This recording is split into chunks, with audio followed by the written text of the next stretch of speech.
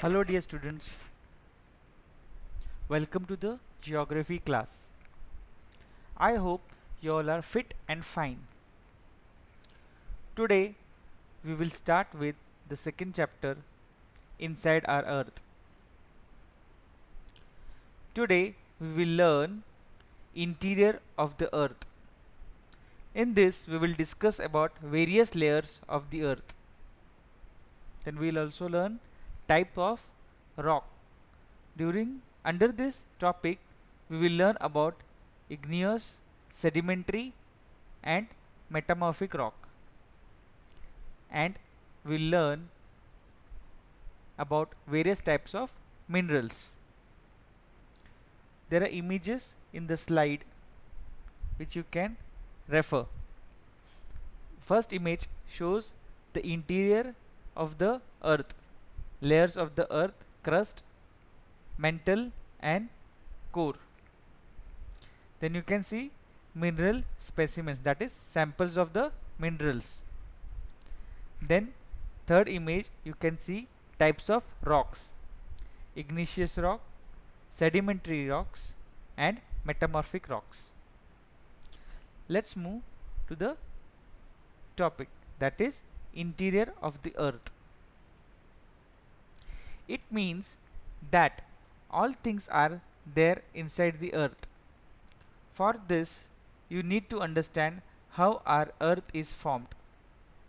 Millions and trillions years ago there was nothing: no sun, no moon, no planets, no galaxy, no universe, nothing. There was only energy, which did not have any form of or shape. So, at some point of time, there was a big bang. It means that energy started converting into matter at a point. And this point started getting larger and larger, and it became universe. So in this way our universe came into existence. So at the beginning the very first element that were formed in the universe was hydrogen and helium gas. With time this hydrogen and helium gas started forming clouds at different places, and these clouds gave birth to various stars in the universe. In the heat of these stars, the atoms of hydrogen and helium start combining, and as a result, various elements started coming to existence. These stars have a life. Once the life of a star is over, it breaks down or bursts, and when it bursts, all the elements inside it spread in the space, and all these parts of the stars keep coiling with other parts and other things, and when they collide a big mass gets created. Since the mass is very big, it also has gravity, and it starts pulling other space matters to itself. So in this way it keeps pulling the space matters to itself, and they get added to the mass, and over a big period of time they finally become a planet. Our earth was also formed like this way millions and trillions of years ago.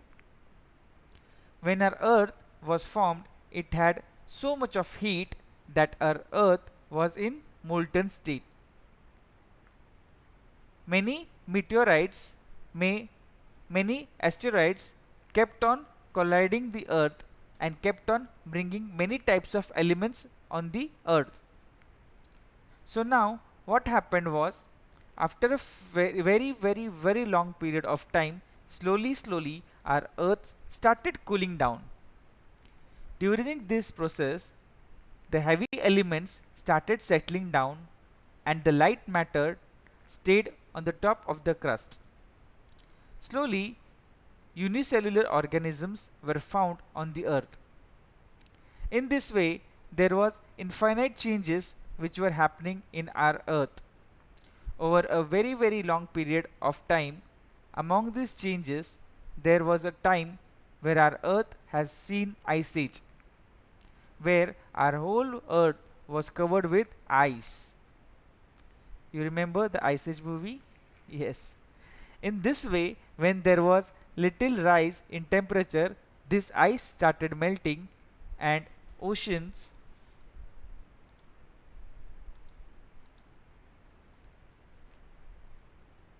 and oceans were formed. The life of the earth started evolving. Slowly, earth had all the required conditions to sustain life, and also it can evolve themselves. So now you have idea how earth was formed. Our earth is dynamic planet. It means it is continuously undergoing changes. These changes are both inside and outside of the earth.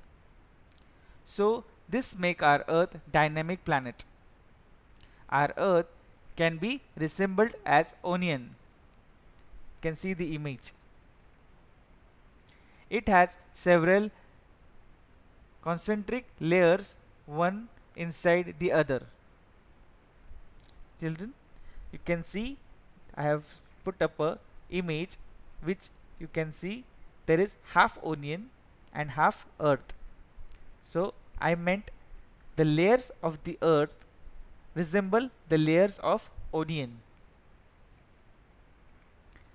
As we had learned about signatures of God, the supreme energy which we worship as God, which doesn't have any form. When that energy converts into matter, so that comes up in particular patterns and it makes particular structures. For example, our fingerprints have some structures as the structure of various galaxies in the universe. Next is our brain cells. The structure and pattern inside our brain is same as it looks in the universe. These all are signatures of God, which are created when energy converts into matters. It comes into various structures and patterns. Similarly, our earth is also formed as a result of this. It has a shape of concentric layer, which means layers which are one inside the other. If you see onion, it has same structure of concentric layers, one inside the other. So we can say our earth has shape of concentric layers like onions. Now a question arises. How many layers are there in our earth? Children, you can refer the patterns that I have given, the 6 patterns: fingerprint, sunflower, the spiral pattern, universe, the shell pattern, and the cloud pattern.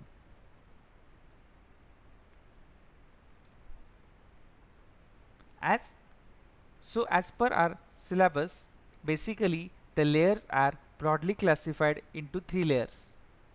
They are crust, mantle, and core. Let us discuss them separately. Crust. The uppermost layer of the earth is called crust. It is the thinnest layer and it is topmost layer. Being the outermost layer, it becomes the layer on which we are standing. Yes, we are standing on the topmost layer of the earth. So, the crust layer is divided into two: the upper crust and the lower crust. The upper crust comprises of continental masses, which means all the continents, basically the land part.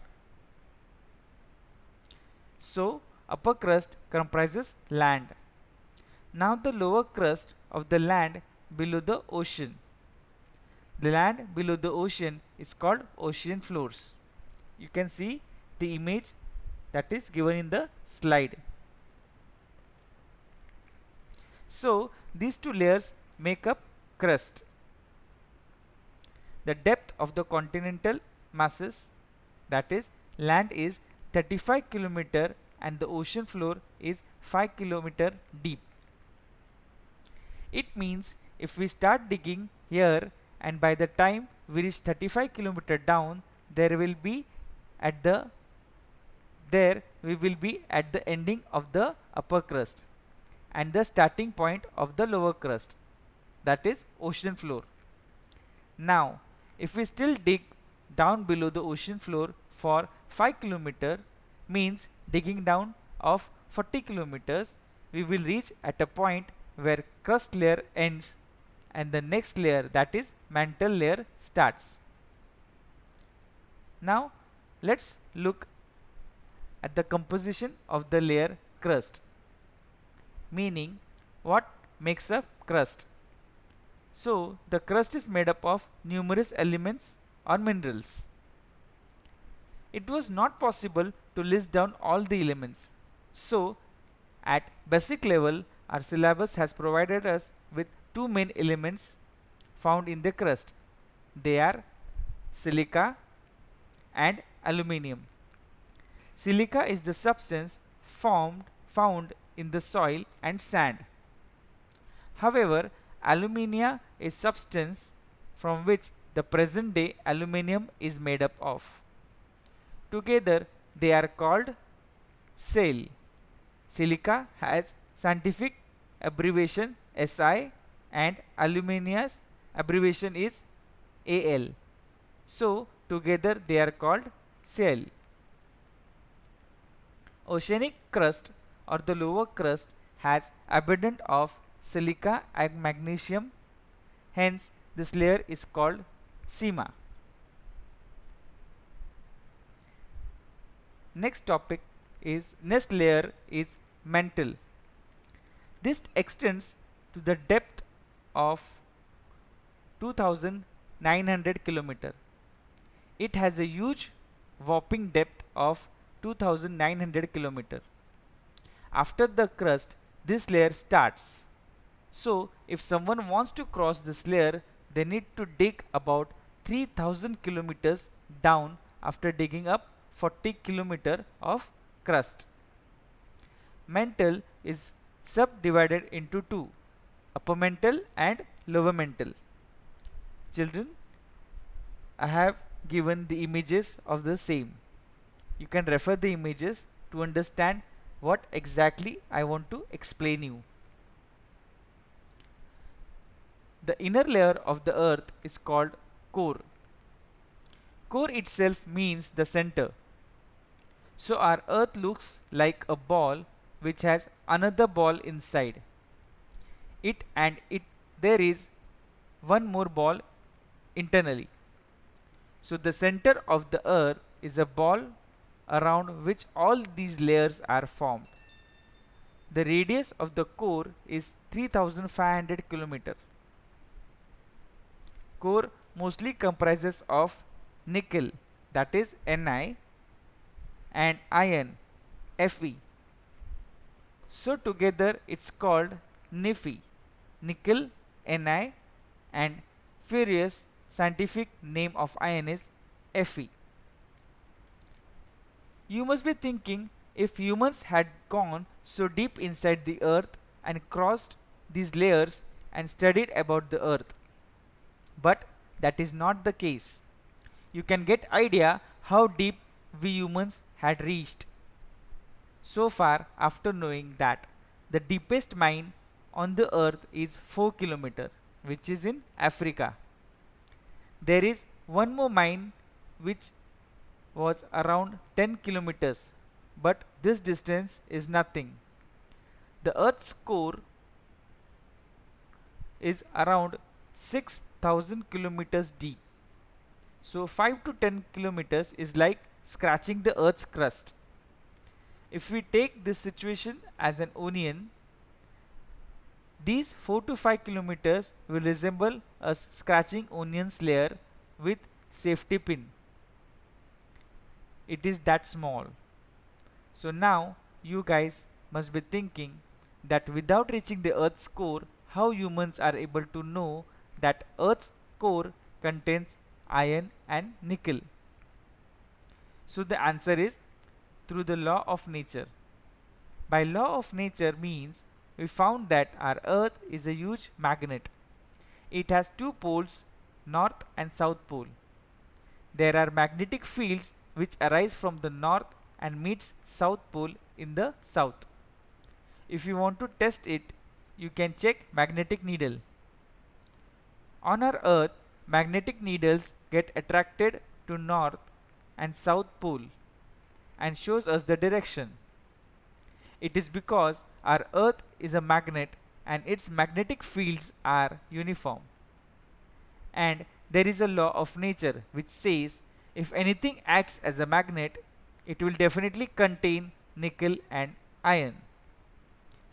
Hence, we can say there is a layer which contains nickel and iron. Also, this layer is uniform because our Earth's magnetic field is also uniform. So, one more important thing is, since I had already told you that our Earth was initially in molten state, and due to this heavy elements got settled down and light elements stayed on the top. So iron and nickel being heavy must have settled at the core of the earth and the magnetic fields have started from there. Now let's learn about crust. The crust is the outer part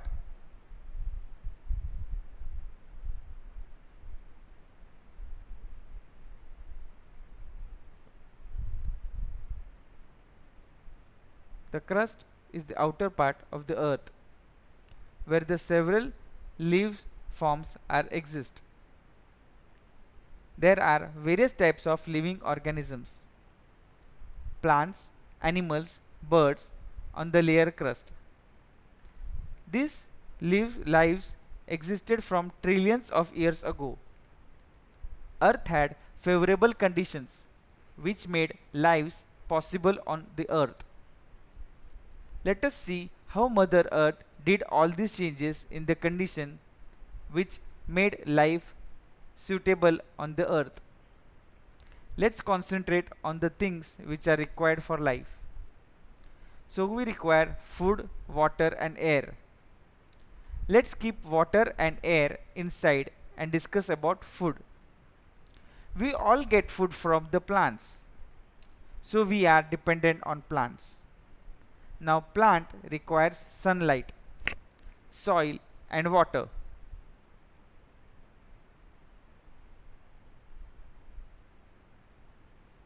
To sustain its life, okay, now let's keep aside sunlight and water. Soil is required by plants for its nutrition and growth, right? How soil came into existence? The answer is from the rocks. What is the definition of rock?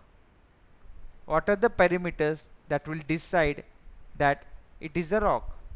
Okay, so the rock can be called as rock if it is made up of mineral materials, natural and found on the earth's crust. So you can distinguish rock if you find these characters in it. So let us see types of the rocks.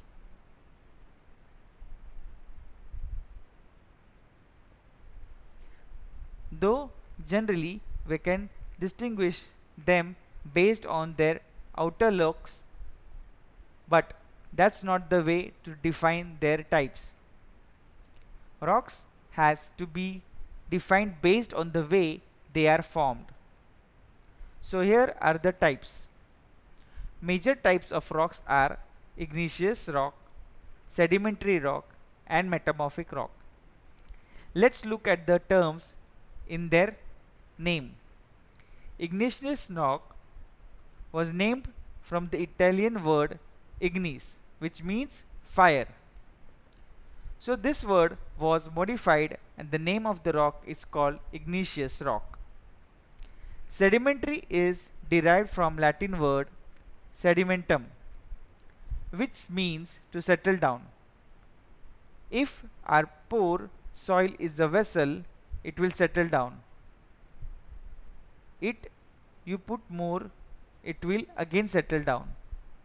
So this setting is called sedimentum, which was later turned into sedimentary.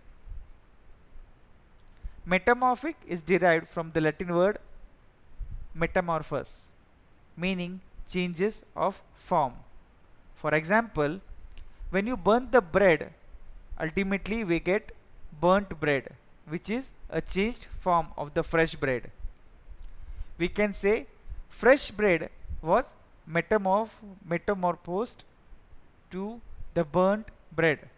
So this is how metamorphic rock named was discovered. So students, we'll stop our session here. I hope you all have understood today's all the topics that were covered. Do read the textbook and underline hard words. Write 5 to 10 times and recite them. Also read the video slides and listen the video carefully. We will cover the remaining topic in next session. So see you in next session. Bye.